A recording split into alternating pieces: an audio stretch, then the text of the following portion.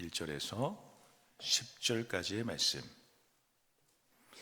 하나님의 말씀을 교독하시겠습니다. 율법은 장차 올 좋은 일의 그림자일 뿐이요 참 형상이 아니므로 해마다 늘 드리는 같은 제사로는 나아오는 자들을 언제나 온전하게 할 수 없느니라.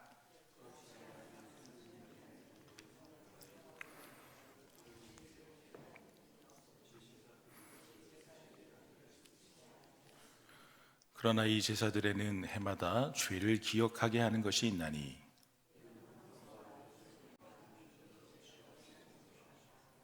그러므로 주께서 세상에 임하실 때에 이르시되 하나님이 제사와 예물을 원하지 아니하시고 오직 나를 위하여 한 몸을 예비하셨도다. 이에 내가 말하기를 하나님이여 보시옵소서, 두루마리책에 나를 가리켜 기록된 것과 같이 하나님의 뜻을 행하러 왔나이다 하셨느니라.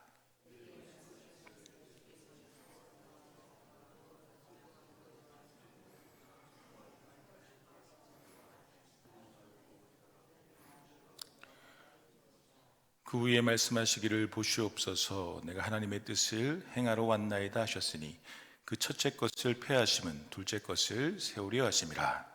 이 뜻을 따라 예수 그리스도의 몸을 단번에 들이심으로 말미암아 우리가 거룩함을 얻었노라.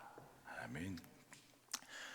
여러분, 요즘 너무나 빠르게 발전하는 현대 사회에서 새로운 것을 싫어하는 분들은 별로 없을 것입니다. 특히나 젊은 세대들은 요즘 AI 기술과 같은 과학 기술이 하루가 다르게 발전하고 있어서 새로운 기기, 새로운 이론과 지식이 나오는 것에 아주 민감하게 반응하게 됩니다. 그래서 유행과 트렌드를 많이 쫓아가게 되죠.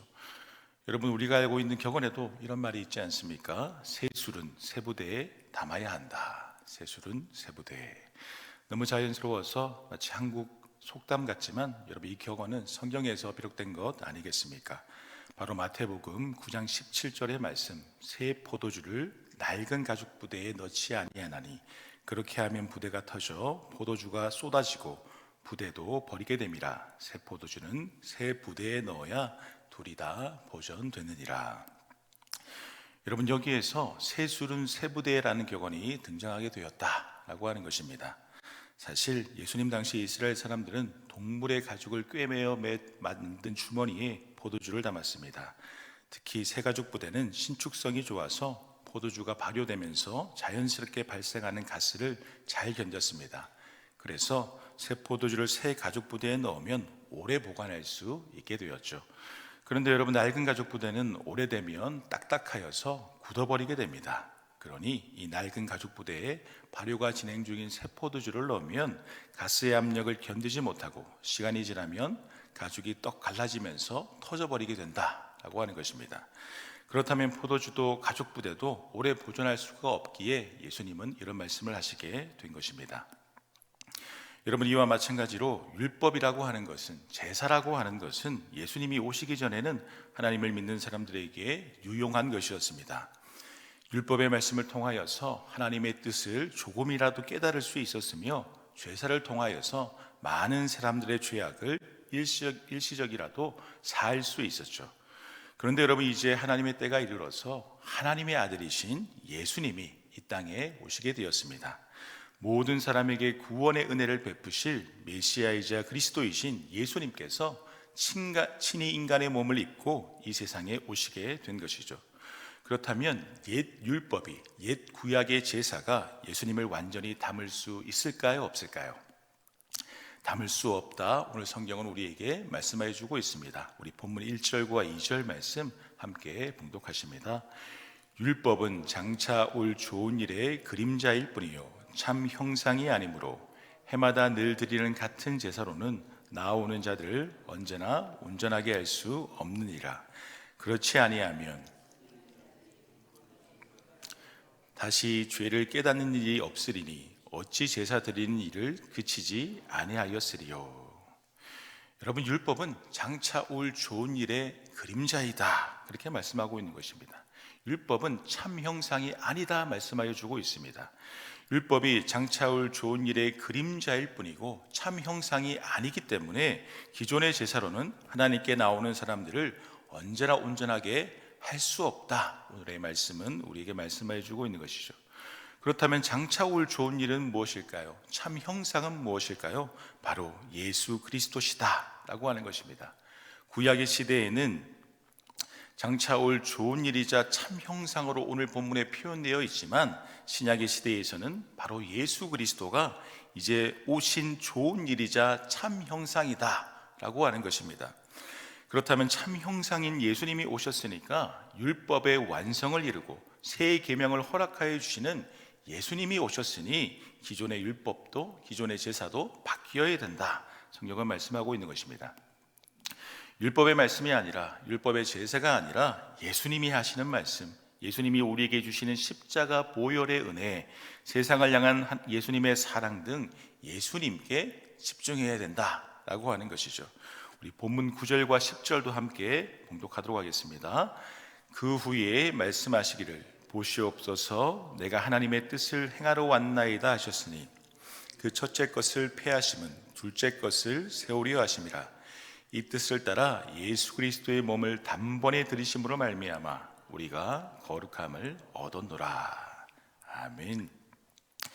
여러분, 예수님이 이 땅에 오신 이유는 바로 10절에 나오는 것처럼 하나님의 뜻에 순종하여서 예수 그리스도의 몸을 세상 모든 사람들의 속죄를 위하여서 제물로 단번에 드리기 위함이었습니다.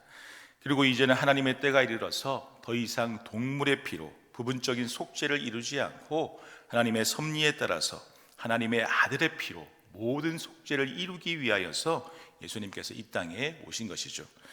물론 여러분, 하나님의 아들이신 예수님 또한 십자가 보혈의 피를 흘리시는 것이 쉽지 않았습니다. 그래서 할만하시거든 이 잔을 내게서 지나가게 하옵소서 예수님은 하나님께 기도하기도 하셨죠. 그러나 우리 예수님은 결국 하나님의 말씀에 순종하셨습니다. 아들을 통한 온 인류의 구속을 이루려고 하는 하나님의 원대한 계획에 예수님은 자신의 뜻과 자신의 생각을 내려놓고 아버지의 뜻에 순종한 것입니다. 그래서 그 첫째 것 율법을 폐하고 그 둘째 것 예수 그리스도를 믿는 믿음의 법을 세우게 되신 것입니다. 율법을 행함으로 구원을 이루는 것이 아니라 예수님을 하나님의 아들로 믿는 믿음을 통하여서 거룩함을 받게 되고 구원을 이루게 되었다라고 하는 것이죠. 여러분, 예수님을 통해 우리에게 주어지는 구원은 율법의 행함이 아니라 하나님의 은혜로 주어지는 믿음인 것을 분명히 믿으시기 바랍니다. 예수님을 믿고 예수님의 말씀을 집중하며 성령님의 인도하심을 받을 때 우리는 믿음의 의로 말미암아서 하나님의 자녀로서 거룩하게 살아갈 수 있게 되는 것입니다. 그래서 예수님은 임마누엘, 성도와 늘 함께하여 주셔서 하나님의 자녀들을 믿음으로 지켜주시고 있는 것입니다. 여러분, 미국의 자동차 왕 헨리 포드는 80세 생일잔치에서 다음과 같은 질문을 받았습니다. 당신은 지금까지 살아오면서 가장 기뻤던 것이 무엇입니까? 이 질문에 헨리 포드는 이렇게 대답하였습니다. 내가 살아오는 동안 나는 허황된 계획을 세워본 적도 있고 실현 불가능한 꿈을 가질 때도 있었습니다. 그러나 나의 아내는 나에게 어떤 불평을 하지도 의심하지도 않았습니다. 나의 아내는 언제나 나를 믿어주었습니다.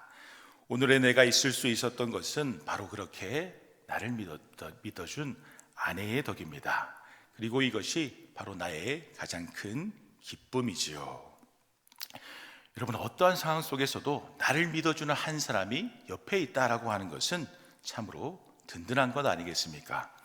나를 신뢰하고 믿어주는 한 사람이라도 있다면 우리는 행복할 수 있는 것인데, 여러분, 우리가 예수님을 믿기만 하면 이 우주 만물을 친히 창조하시고 다스리시며 운용하시는 우리 예수님이 우리를 믿어주신다라고 하는 것입니다. 우리를 위해 친히 기도해 주시고 우리가 나아갈 길을 친히 인도하여 주시며 우리에게 한량없는 죄 사함의 은혜를 베풀어 주신다라고 하는 것이죠. 여러분, 이 얼마나 놀라운 하나님의 은혜입니까? 우리는 이 하나님의 은혜를 결코 잊지 말아야 할 것입니다. 하나님의 은혜를 세상의 그 무엇보다도 소중하게 간직하면서 믿음의 삶을 복되게 살아가야 한다라고 하는 것이죠. 여러분, 미국 보스턴에 아주 큰 꿈을 가진 스트로사라고 하는 청년이 있었습니다. 이 청년은 몹시 가난했습니다. 그러나 그가 가진 꿈과 포부는 너무나 컸습니다. 그래서 그는 당시 유명한 거부인 바턴 회장을 무작정 찾아가서 이렇게 말하게 됩니다. 저는 담보는 없지만 젊음과 열정이 있습니다. 저를 믿고 $2,000를 빌려주시면 그 은혜는 결코 잊지 않겠습니다. 갑자기 찾아온 청년의 요구에 바턴 회장은 당황하고 어이가 없었습니다. 바턴 회장의 주변에 있는 사람들도 근본도 모르는 사람에게 돈을 구워주는 것은 위험한 일이라고 하였습니다. 그러나 바턴 회장은 자신도 모르게 그 당시에 청년들에게 볼 수 없는 이 청년의 패기와 열정을 보고 자신도 모르게 빠져들어갔습니다. 그리고 청년의 순수한 에너지에 매료되어서 돈을 빌려주게 되었죠. 스트로사는 그 돈으로 사업을 시작한 지 얼마 안 되어서 회사가 하루가 다르게 성장하게 됩니다. 그리고 바턴 회장에게 빌린 돈도 다 갚게 되었습니다. 그리고 지역 언론에도 수시로 보도가 될 정도로 큰 회사가 되었습니다. 시간은 흘러서 미국은 경제 공황으로 인하여서 공장들이 문을 닫고 은행에 폐업하는 등 어려운 시기가 닥치게 되었습니다. 그로 인해 바턴 회장의 회사도 파산 지경에 이르게 되었죠. 그런데 그 소식을 들은 스트로사는 예전에 자신에게 돈을 빌려준 바턴 회장을 바로 찾아가게 됩니다. 그리고 회사의 부채를 모두 갚아주겠다고 바턴 회장에게 말하면서 덧붙여 이렇게 말하게 됩니다. 빌린 돈은 예전에 갚았지만 그 은혜는 아직 갚지 못했습니다. 저는 회장님의 은혜로 큰 돈을 벌었습니다. 그래서 두고두고 그 은혜를 갚고 싶습니다. 여러분, 스트로사의 고백이 우리의 믿음의 고백이 될 수 있기를 소망합니다. 예수님 십자가의 보혈로 제가 구원의 은혜를 얻게 되었습니다. 너무나 감사합니다. 그 은혜를 완전히 갚을 수는 없겠지만 두고두고 그 은혜에 보답하고 싶습니다.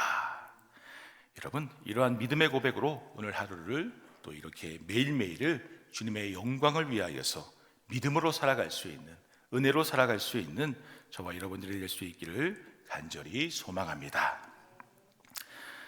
하나님 아버지, 우리에게 귀한 믿음의 은혜를 허락하여 주셔서 예수님을 믿고 예수님을 믿음으로 말미암아 이 험한 세상을 임마누엘 함께 계시는 예수님으로 말미암아 복되게 귀하게 살아갈 수 있게 하여 주시니 감사를 드립니다. 또한 오늘 새벽 기도의 시간 함께 나와서 주님을 생각하면서 주님의 말씀을 묵상하면서 함께 기도하게 하심도 감사를 드립니다. 이 세상을 살아가면서 때로는 우리에게 문제가 있을 수가 있고 어려움이 있을 수가 있고 우리를 힘들게 만드는 여러 가지 질병과 어려움이 있을 수 있지만 우리가 주님께 기도할 수 있음으로 말미암아 주님께 부르짖을 수 있음으로 말미암아 주님께서 우리와 함께하여 주셔서 우리의 문제를 아시고 우리의 기도 제목을 아시고 우리의 모든 어려운 것들을 하나님께서 풀어주시고 인도하여 주시고 하나님께서 붙들어 주시는 줄 믿습니다. 그러한 믿음을 가지고 늘 하나님께 기도할 수 있는 우리가 될 수 있도록 인도하여 주시옵소서.